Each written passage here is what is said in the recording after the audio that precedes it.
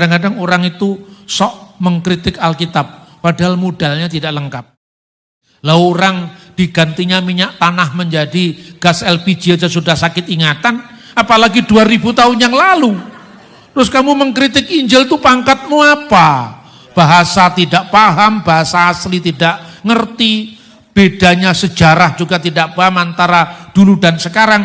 Itulah yang menyebabkan penyesatan demi penyesatan informasi yang akhirnya meragukan Tuhan Yesus Kristus. Karena Yesus benar-benar berakar pada fakta sejarah.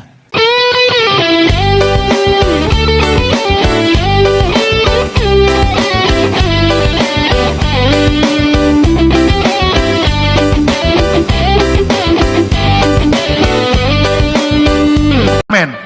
Dan hadir bersama kita Bapak Bambang Nurseno, seorang hamba Tuhan yang selama 3 minggu ini mengajar kita kebenaran-kebenaran fondasi keselamatan dalam Yesus. Dan kita bersyukur selama 3 minggu ini dan hari ini kita akan lebih lagi dimantapkan bahwa benar-benar Yesus Tuhan dan Allah kita yang benar. Katakan amin. Kita sambut dengan hormat, inilah Bapak Dr. Bambang Nurseno. Tepuk tangan yang meriah bagi Tuhan Yesus. Haleluya, puji Tuhan. Selamat melayani Pak. Shalom. Silakan duduk kembali saudara-saudara, kita akan baca firman Tuhan dari 1 Yohanes pasal 4 ayat 1 sampai dengan 3. 1 Yohanes pasal 4 ayat 1 sampai dengan 3, demikian firman-Nya. Saudara-saudaraku yang kekasih, janganlah percaya akan setiap roh, tapi ujilah roh-roh itu apakah mereka berasal dari Allah, sebab banyak nabi-nabi palsu yang telah muncul dan pergi ke seluruh dunia. Demikianlah kita mengenal roh Allah, setiap roh yang mengaku bahwa Yesus Kristus telah datang sebagai manusia berasal dari Allah. Dan setiap roh yang tidak mengaku Yesus tidak berasal dari Allah. Roh itu adalah roh antikristus. Dan tentang dia telah kamu dengar bahwa ia akan datang dan sekarang ia sudah ada dalam dunia. Amin. Saudara-saudara yang terkasih, Tuhan Yesus itu berbicara sehari-hari memakai bahasa Aramaik. Bahasa Aram itu misalnya tali takum, evata, maranata, eli eli lama sabaktani, korban, itu bahasa Aramaik. Namun sejak abad ketiga sebelum Masehi, ketika Alexander Agung menguasai Timur Tengah, Alkitab mulai diterjemahkan ke dalam bahasa Yunani, namanya Septuaginta. Sejak saat itu bahasa Yunani menjadi bahasa lingua franca, bahasa internasional saat itu dari barat sampai ke timur. Itulah sebabnya Injil sampai kepada kita dalam bahasa Yunani demi jangkauan universal. Injil bisa diterima, dibaca dan menyebar di seluruh dunia. Tetapi sehari-hari ketika Yesus dan para rasulnya masuk ke sinagog, ke rumah ibadat, ibadah di bait suci di Yerusalem, mayoritas dalam bahasa Ibrani. Ketika Roma menguasai Timur Tengah, abad pertama sebelum Masehi, jatuhlah Israel ke tangan Roma. Bahasa Latin menjadi bahasa administrasi Imperium Roma saat itu. Sehingga dengan demikian bahasa Ibrani, Yunani, Latin, dan Aram menjadi bahasa yang hidup pada abad pertama Masehi. Kenapa ini saya sampaikan? Karena belajar kitab suci itu tidak lebih mudah dari belajar kitab suci agama lain yang hanya muncul dalam konteks satu zaman, satu masa, satu nabi yang dianggap penerima wahyu, dan satu budaya, bahkan satu sistem kalender. Karena itu, saudara-saudara, kenapa ini penting ya? Kita melihat bahwa ketika Yesus bicara dalam bahasa Aram, apakah yang dimaksudkan dengan antikristos? Dalam bahasa Aram, antikristos itu adalah Mesiha Dagala. Mesiha itu artinya Hamasiah, Ho Kristos. Dia yang diurapi sebagai raja penyelamat. Dagala itu artinya ada dua. Yang pertama peniru yang kedua pelawan. Karena itu di dalam Matius pasal 24 ayat 24, Mesiha Dagala dalam bahasa Yunani Mesias palsu. Mesias tiruan. Itu bahasa perjanjian baru di mana dia ditulis antikristos. Jamaknya antikristoi. Sementara di dalam 1 Yohanes yang kita baca ini, kata itu dipahami dalam konteks Rasul Yohanes ketika menghadapi ajaran-ajaran sesat di abad pertama diterjemahkan dengan kalau di dalam Yohanes pasal 24 ayat 24, peniru Kristus palsu diterjemahkan pseudo kristoi kata jamak. Sementara di dalam 1 Yohanes pasal 2:18, misalnya lagi pasal 3 ayat 1, 2 dan 3 tadi diterjemahkan dengan antikristos. Jadi artinya apa antikristos? Pelawan Kristus. Jadi perhatikan, antikristos artinya pelawan, melawan ajaran Yesus, melawan Kristus, tetapi juga pseudo kristoi, Mesias palsu, Mesias tiruan. Nah, inilah yang diingatkan oleh Rasul Yohanes agar kita bisa membedakan setiap roh. Nah, ada kriterianya. Dalam konteksnya Rasul Yohanes ketika itu menghadapi ajaran sesat yang namanya Gnostik. Ya, Gnostik itu tidak mengakui bahwa Yesus benar-benar jadi manusia. Yesus hanya tampaknya seperti manusia, tapi tidak benar-benar jadi manusia. Padahal Yohanes pasal 1 ayat 14, firman itu telah menjadi manusia dan diam di antara kita. Dan kita telah melihatnya, berarti bisa dilihat konkret. Dia menjadi manusia sejati, 100% manusia. Sekalipun pada praeksistensinya, sebelum kedatangan sebagai manusia, firman itu bersama-sama dengan Allah, dan firman itu adalah Allah. Maka firman itu sepenuhnya Allah, tetapi ketika firman menjadi manusia, sepenuhnya manusia. Di Efesus ketika Rasul Yohanes menghadapi ajaran-ajaran sesat dari kaum Gnostik, mereka tidak percaya Yesus benar-benar datang sebagai manusia, hanya tampaknya manusia. Pada akhir abad pertama diajarkan oleh seorang pemimpin bidat namanya Kerintus. Bedakan dengan kota Korintus. Di abad kedua lagi diajarkan oleh seorang namanya Markion. Markion itu punya ajaran pengembangan dari Gnostik, Doketisme. Doketisme itu asalnya dari kata dukein, tampaknya artinya, disamarkannya. Jadi Yesus itu manusia samar-samar, tidak benar-benar manusia. Di abad berikutnya lagi di Alexandria muncul ajaran bidat namanya Basilides. Karena Yesus tidak benar-benar jadi manusia, maka tidak mungkin bayangan bisa disalib. Lalu dia bikin teori bahwa yang disalibkan itu adalah Simon orang Kirene yang wajahnya diserupakan dengan Yesus, maka dialah yang disalibkan menggantikan Yesus Kristus. Inilah ajaran yang terus berkembang dari ibu yang sama, yaitu ajaran Gnostik. Nah, dari sini kemudian nanti pada abad kedua, ketiga, keempat berkembang menjadi macam-macam sekte. Yang intinya sekte itu seolah-olah Kristen. Karena apa? Seolah-olah Kristen karena sekte itu sebenarnya adalah Kristus tiruan. Ya, sebenarnya adalah pseudo kristoi, yaitu Kristus palsu. Tapi sesungguhnya inti ajarannya bukan membela Yesus. Inti ajarannya bukan mengikuti Yesus, tapi melawan ajaran Yesus. Maka roh yang harus dibedakan itu adalah tandanya apa? Demikian kita mengenal roh Allah, setiap roh yang mengaku bahwa Yesus Kristus telah datang sebagai manusia.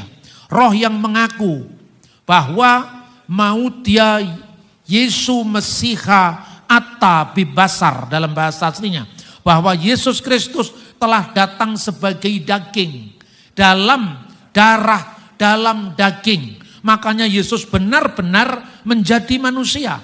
Itulah sebabnya inti pengajaran Injil. Dia dilahirkan dari anak darah Maria, dari perawan Maria. Dia disalibkan di bawah pemerintahan Pontius Pilatus. Sangat jelas pada zaman apa dia disalibkan. Bukan di negeri antah berantah, tapi jelas bahwa pada masa pemerintahan Pontius Pilatus. Dan dia kemudian bangkit kembali dari antara orang mati, kemudian naik ke surga, disaksikan oleh ratusan orang. Itu membuktikan bahwa Injil berakar pada fakta sejarah. Nah, kekurangan orang modern adalah mengukur dengan ukurannya zaman yang jauh berbeda dengan dirinya. Itulah yang di dalam kalangan para sejarawan disebut sebagai sebuah penyakit yang namanya anakronisme. Apa artinya anakronisme? Ana itu melawan, kronos itu kronologi, urutan waktu. Jadi kita tidak bisa membayangkan peristiwa 2000 tahun yang lalu kita pahami dalam situasi kita sekarang. Kadang-kadang orang itu sok mengkritik Alkitab, padahal modalnya tidak lengkap. Misalnya, sebelum mengkritik Alkitab saya tanya, kira-kira di kalangan kita tahu enggak, ingat enggak kapan di Indonesia, nih bicara di Indonesia, minyak tanah diganti dengan gas LPG. Itu tahun 2006, zamannya Pak Yusuf Kalla jadi wakil presidennya Pak SBY. Kira-kira kalau Anda lahir tahun 2003, 2002, usiamu waktu gas LPG menggantikan minyak tanah itu baru 2-3 tahun. Suruh menerangkan bagaimana proses menyalakan kompor dengan minyak tanah.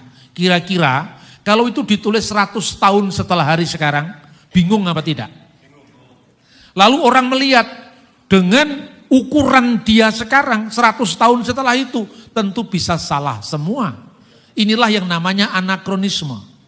Lalu orang digantinya minyak tanah menjadi gas LPG aja sudah sakit ingatan, apalagi 2000 tahun yang lalu. Terus kamu mengkritik Injil itu pangkatmu apa? Bahasa tidak paham, bahasa asli tidak ngerti, bedanya sejarah juga tidak paham antara dulu dan sekarang.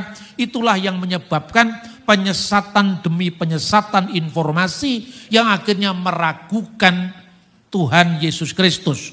Karena Yesus benar-benar berakar pada fakta sejarah. Itu ditambah lagi dengan membayangkan Yesus seperti zaman kita sekarang. Itu keliru lagi. Contohnya misalnya, Yesus itu kan lahirnya dikisahkan. Setelah itu 8 hari disunat, ada ayatnya, ya kan? Umur 12 tahun dibawa ke bait suci, ada pula ayatnya di Injil Lukas. Habis itu tidak ada lagi keterangannya sampai kira-kira usia 30 tahun. Misalnya bisa baca Lukas pasal 3:23. Ketika Yesus memulai pekerjaannya, ia berumur kira-kira 30 tahun dan menurut anggapan orang ia adalah anak Yusuf, anak Eli dan seterusnya. Kira-kira berumur 30 tahun. Lalu antara umur 12 sampai umur 30 tahun, Yesus kemana itu? Maka orang bikin teori, the lost year of Jesus Christ. Tahun-tahun yang hilang dalam kehidupan Yesus. Sebenarnya Yesus tidak pernah hilang tahun-tahunnya, tapi hilang dari pikiranmu karena kamu kurang referensi. Karena kita membaca kehidupan Yesus dari kehidupan orang bule, dari kehidupan orang modern, maka Anda mencari di mana sweet 17-nya Yesus. Ya itu bukan budaya Yahudi, itu budaya modern. Makanya orang bikin cerita, kalau gitu Yesus pergi ke India, kalau gitu Yesus pergi ke Tibet, belajar yoga, dan macam-macam kisah. Tapi anehnya kok ya orang Kristen ada yang percaya. Ya, informasi-informasi yang tidak bermutu begini. Namun baik, sebelum kita mempelajari Yesus pergi ke India, di akhir daripada renungan kita atau khotbah kita hari ini, saya akan tunjukkan dulu sebuah dokumen Yahudi. Dokumen Yahudi ini penting karena apa? Kita harus mengukur kehidupan Yesus dari cara hidupnya sebagai orang Yahudi. Dokumen itu kira-kira ditulis setelah Yesus, namun dia merekam fakta-fakta tentang kehidupan sosial, budaya, dan religi di zaman Yesus. Itu masuk di dalam traktat namanya Pirkei Avot. Pirkei Avot itu artinya Ethic of the Fathers. Jadi etika bapak-bapak leluhur bangsa Israel.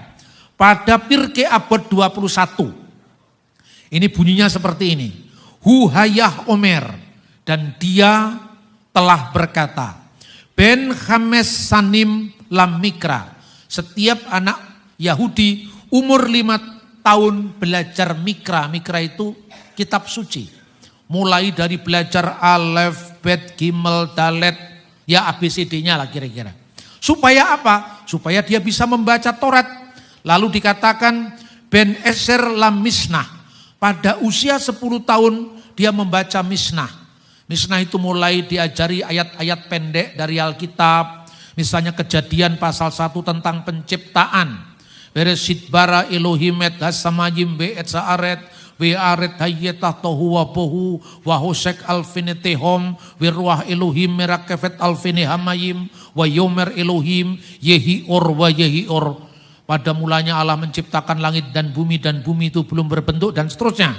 Kejadian pasal 1 ayat 1 dan seterusnya. Lalu belajar Shema. Shema Yisrael Adonai Eloheinu Adonai Echad. Membaca kisah Keluaran.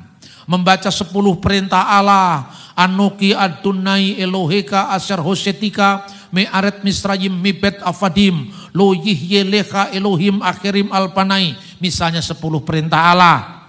Berkat Harun. Karena apa? Umur 10 tahun harus belajar Misnah, karena umur 12 tahun pada zaman Yesus atau 13 tahun pada masa-masa kemudian dia menerima yang namanya bar miswah. Bar itu anak, miswah itu hukum.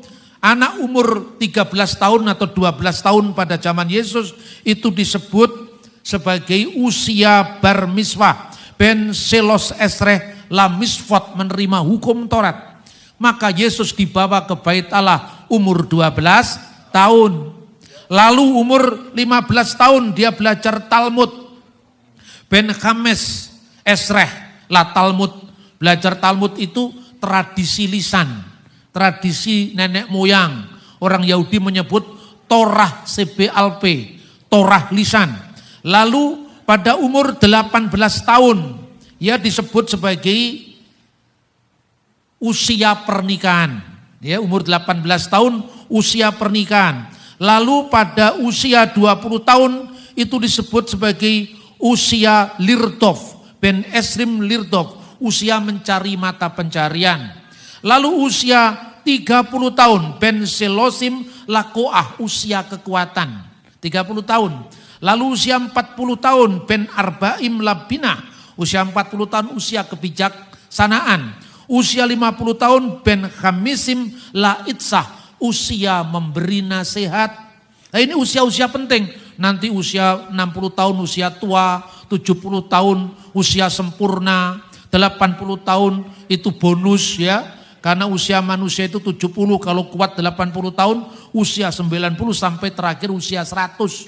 Itu ada di dalam traktat yang namanya Pirkei Avot. Nah, saudara-saudara yang terkasih di dalam Tuhan, itu sebabnya kenapa Yesus tampil di depan umum usia 30 tahun. Karena usia itu usia awal pelayanan bagi orang Yahudi. Disebutkan di mana? Bilangan 4 ayat 3. Hitunglah yang berumur 30 tahun ke atas sampai yang berumur 50 tahun. Semua orang yang kena wajib tugas supaya mereka melakukan pekerjaan di kemah pertemuan. Usia 30 sampai 50 tahun. Itu sebabnya di dalam Yohanes pasal 8 ayat 58 sampai 57 Abraham bersuka cita bahwa ia akan melihat hariku, dan ia telah melihatnya dan ia bersuka cita. Apa reaksi orang Yahudi? Kata orang Yahudi kepadanya, umurmu belum sampai 50 tahun. Kenapa umurmu belum sampai 50 tahun? Bahkan engkau belum waktunya memberi nasihat. Kenapa engkau mengatakan Abraham melihat dariku? Dengan kita melihat setting sejarah, menurut budaya Yahudi sendiri, Anda tidak perlu mencari-cari Yesus ke Tibet. Anda tidak perlu membaca naskah Himis. Naskah itu ditulis dalam bahasa apa? Tidak ada kaitannya. Anda tidak perlu mencari-cari Yesus ke India.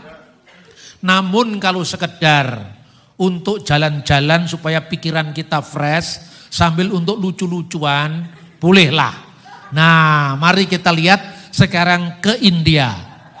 Awas kalau ada tiang, ya.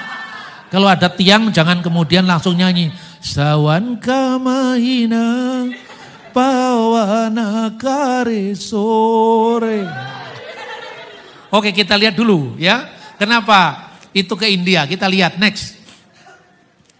Nah, inilah yang diklaim sebagai kubur Yesus di India, di Srinagar. Itu ada tulisannya Ziyarati Hazrat Yus Asaf dan makamnya Syekh Nasiruddin. Ini ada di India. Sekarang setelah perpecahan India dan Pakistan, ini sekarang wilayah Pakistan. Next.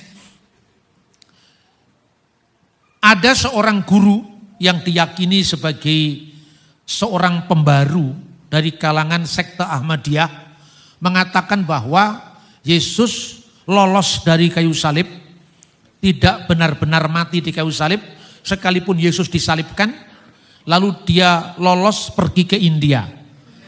Ini yang disebutkan dalam temuan katanya, informasi bahwa Yesus ditemukan di Kashmir makamnya yang ada pahatan kaki Yus Asaf. Benarkah ini kubur Yesus? Next. Ini kira-kira gambaran rute perjalanan Yesus dari Yerusalem ke India. Nah, makanya saya bilang awas kalau ada tiang. Ya, lanjut. Nah, luar biasanya saudara-saudara, manusia itu begitu kreatifnya mencari sumber-sumber dari Al-Quran, dari kitab Hindu, dari kitab Buddhis katanya Yesus benar-benar ke India.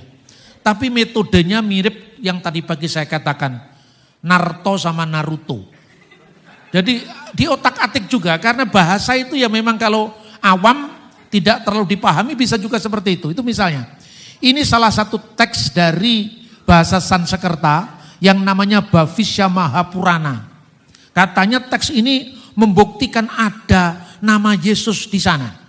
Dalam istilah Isa Putram Jamam Vidi Kumari Garba, bahasa Sanskerta. Isa Putram itu diterjemahkan bahwa Isa itu Yesus, ya. Kemudian Kumari Garba, anak seorang perempuan. Kumari itu perempuan. Tapi kalau Kenya, bahasa Sanskerta, itu artinya perawan. Jadi di otak-atik ini sebetulnya tidak ada kaitannya Isa ini dengan Yesus. Next kita lihat, nah ini terjemahannya yang sebenarnya ya, terjemahan dari teks asli ini.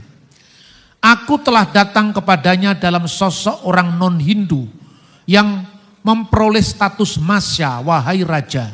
Ketahuilah aku letakkan agama di atas ketidakpercayaan untuk mencapai pemurnian pikiran, pentahiran raga yang tidak suci. Dan setelah mencapai doa niagama, manusia harus memuja kesucian abadi. Dengan keadilan, kebenaran, pemusatan pikiran, meditasi, manusia harus menyembah dalam cahaya Dewa Surya nan terang benderang, Surya Mandala. Tuhan ia sendiri adalah wujud yang tidak bergerak, laksana matahari. Pada dirinya semua makhluk dibawa kembali kepada dirinya. Dengan tugas suci ini wahai baginda, wujudku menjadi masya akan hilang dan citra dari Isa yang maha bahagia akan tinggal dalam hatiku, yang namanya ditetapkan sebagai Iha Masya, pemuja dan pengikut Dewa Masih. Ini pengertian yang aslinya, pengikut Dewi Masih, Iha Masya. Iha Masya dia balik menjadi Isa Masiha. Dan Iha Masya, pengikut Dewi Masih diartikan dengan Isa Masiha, yaitu Isa Al-Masih. Lah ini kan kacau ini. Mirip dengan Naruto sama Naruto tadi. Ya Naruto itu dari Jepang, Naruto orang Mojokerto. Apa hubungannya? Coba perhatikan. Terus kemudian Isa di sini siapa? Isa di sini bukan Yesus. Isa di sini adalah gelarnya Dewa Siwa. Coba kita lihat. Next, ya. Sebelum Isa Dewa Siwa, ya inilah. Ini Isa Upanishad, sosok Iswara yang tidak ada hubungan dengan Isa atau Yesus. Pertama, Isa di sini adalah Iswara. Iswara itu gelarnya Dewa Siwa dalam agama Hindu. Sementara Isa dalam bahasa Arab tidak ada kaitannya dengan Iswara. Maka kalau dikatakan itu bukti Yesus pernah pergi ke India karena ada kata Isa. Terus saya bilang, Yesus tidak pernah ke India, mungkin Yesus pernah pergi ke Jawa Timur. Loh, kok bisa Pak? Iya, karena kalau Anda baca prasasti Matiase, ini prasasti kira-kira tahun 907, asal-usul nama kota Malang. Ayo sekarang, kota Malang, siapa yang berasal dari Malang? Malang itu asalnya Malangkuseswara, Mala Angkuca Iswara. Apa artinya? Mala itu molo, bahasa Jawa, Surabayaan, ojo golek molo konrek katanya. Jadi cari penyakit. Mala Angkuca dibaca satu Malangkuseswara. Iswara itu Isawara, Dewa Siwa, Iswar. Jadi Dewa Siwa telah mengalahkan kejahatan. Tapi kalau Isa dipahami jadi Yesus, Yesus telah mengalahkan kejahatan. Tapi Yesus tidak pernah datang ke kota Malang. Isa yang dimaksudkan itu adalah Iswara. Malangkuseswara, Mala, penyakit sosial, Angkuca telah dikalahkan, Iswara. Jadi Is di situ bukan Isa tapi gelarnya Dewa Siwa yaitu Iswara. Paham saudara-saudara? Jadi tidak setiap kata Iswara itu maknanya adalah Isa, itu hanya kemiripan bunyi. Ini kata Isa dalam Bhavisya Purana. Ini kitab Hindu, ya. Isa Vasyam Idam Sarvam. Semua yang ada diliputi oleh Isa. Ya, jelas Isa Vasyam Idam Sarvam. Sarvam itu segala sesuatu. Sarwa dalam bahasa Jawa kuno, Sarwo bahasa Jawa baru. Segala sesuatu diliputi oleh Isa. Jadi tidak perlu jadi bukti misalnya. Di India ada tempat yang namanya Ais Mukam. Ais itu kemungkinan Isa, artinya tempat suci Nabi Isa. Di India ada Isapur, puranya Nabi Isa. Di India ada Isakil, sukunya Nabi Isa. Dan di Afghanistan diduga keturunannya Yesus atau Nabi Isa. Nah coba.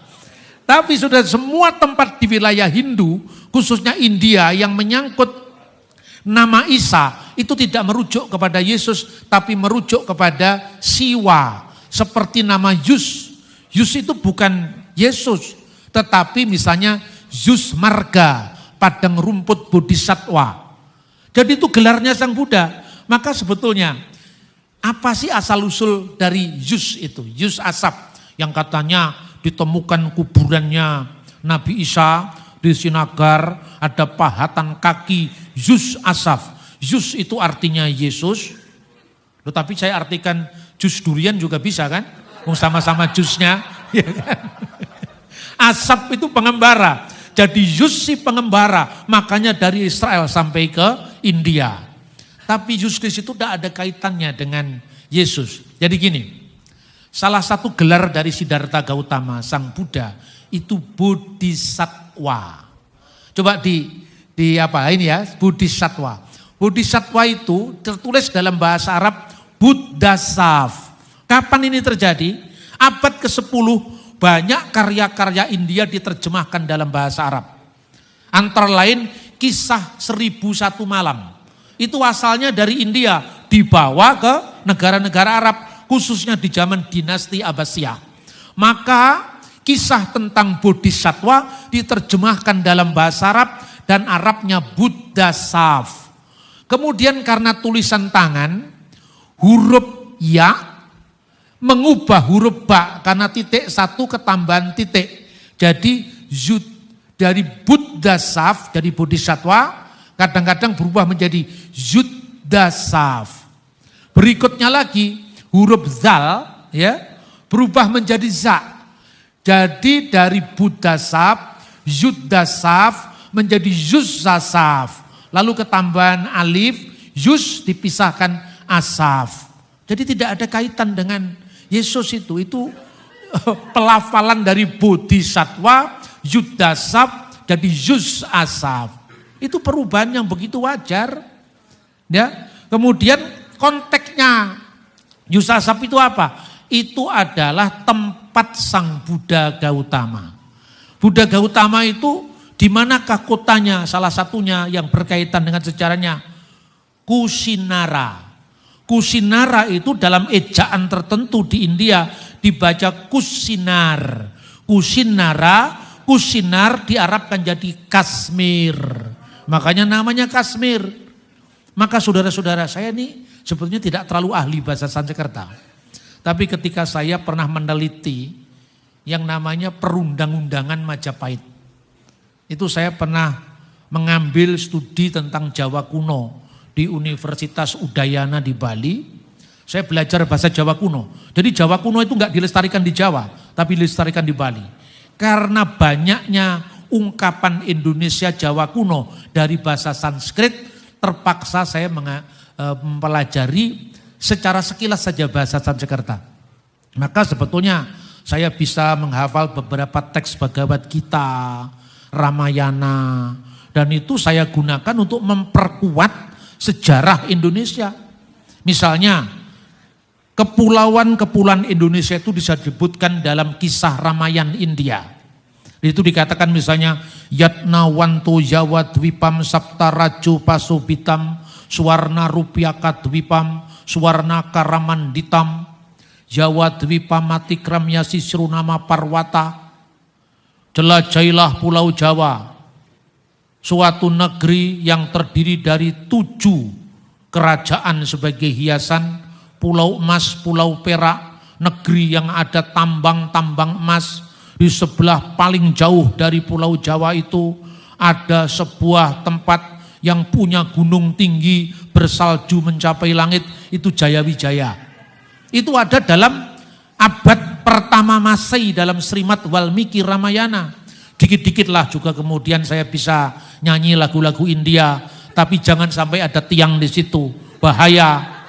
Karmani wadikarasti mapalesu kadacana.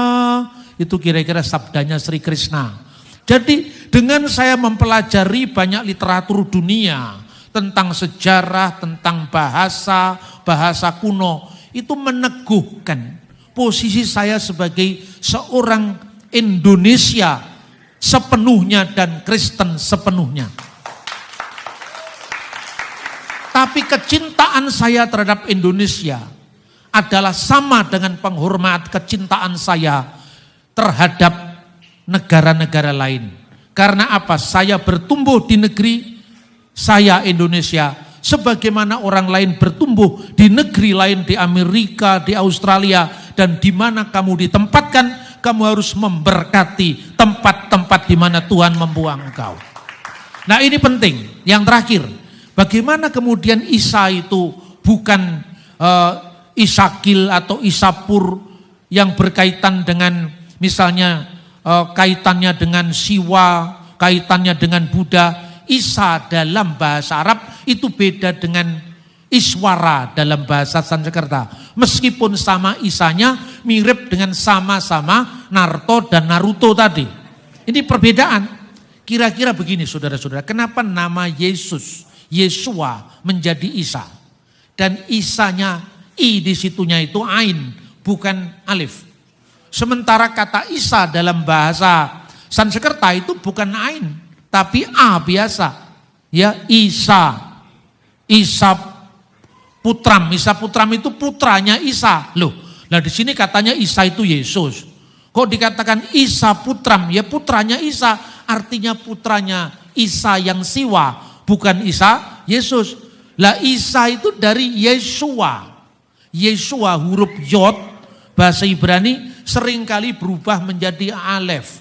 Misalnya Yerusalem, Shalom Shalom Yerusalem, Shalom Yerusalem. Bahasa Ibrani. Yerusalem menjadi Ursalim. Yarden, Yordania menjadi Urdun. Yeshua menjadi bahasa Aram Yeshua, Iswa, Isa. Loh kok bisa begitu? Bisa, kenapa? Bapaknya Daud namanya siapa? Yese. Jadi Isai.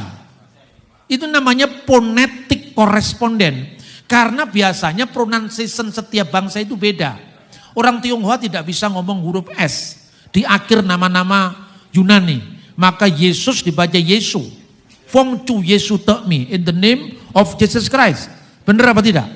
Maka orang Arab kadang-kadang huruf Yod itu berubah menjadi Ain atau Alif Hamzah.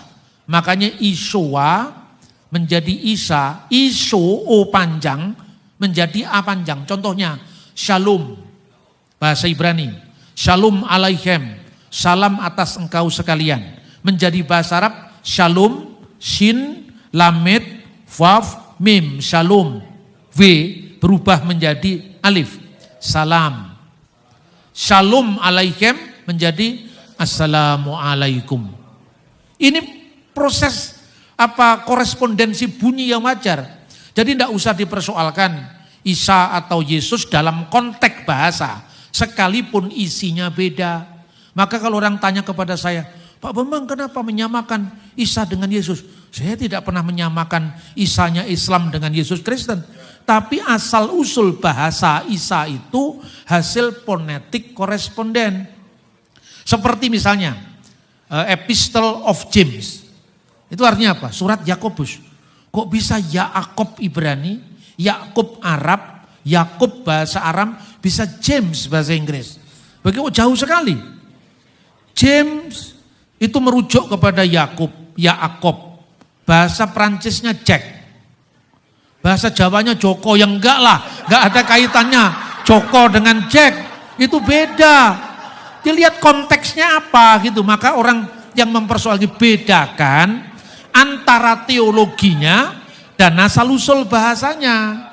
Maka gereja Isa Al-Masih tidak usah ganti nama, tidak apa-apa. Terus orang nanya mempersoalkan, saya katakan jangan mempersoalkan hal-hal yang sifatnya tidak urgent.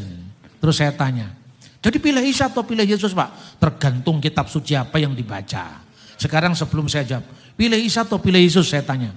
Kamu pilih gereja Isa Al-Masih atau pilih gereja Yesus Kristus dari orang-orang suci zaman akhir? Ayo pilih mana? Gereja Isa Al-Masih, loh pakai kata Isa, tapi Isanya di sini sama dengan Yesus dalam Alkitab terjemahan bahasa Indonesia, anggota PGI. Keyakinannya sama, teologinya sama dengan kita.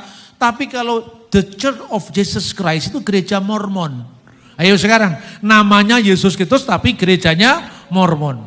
Mari kita berkembang, berproses, naik level, bukan sekedar mempersoalkan hal-hal yang remeh-temeh, hal-hal yang tidak penting, tapi substansi dari semuanya itu yang lebih penting. Yesus yang pergi ke India bukan Yesus kita. Yesus yang diserupakan wajahnya dengan orang lain seperti yang diajarkan Basilides abad ketiga sebelum Masehi, yang digantikan wajahnya dengan Simon orang Kirene, bukan Yesus kita. Yesus kita adalah Yesus yang disalibkan pada masa pemerintahan Pontius Pilatus, bangkit pada hari ketiga yang hari ini kita rayakan, dan naik ke surga, duduk di sebelah kanan Allah Bapa, dan yang lebih penting, dia akan datang kembali untuk menjemput kita. Itulah Yesus kita, itulah Yesus yang kita imani. Selamat Paskah, selamat merayakan kebangkitan Yesus. Tuhan memberkati. Amin. Luar biasa, tepuk tangan yang meriah. Pak Bambang, seorang teolog dan sejarawan yang sungguh menjadi berkat, dan saudara sekalian, ini menjelaskan buat kita.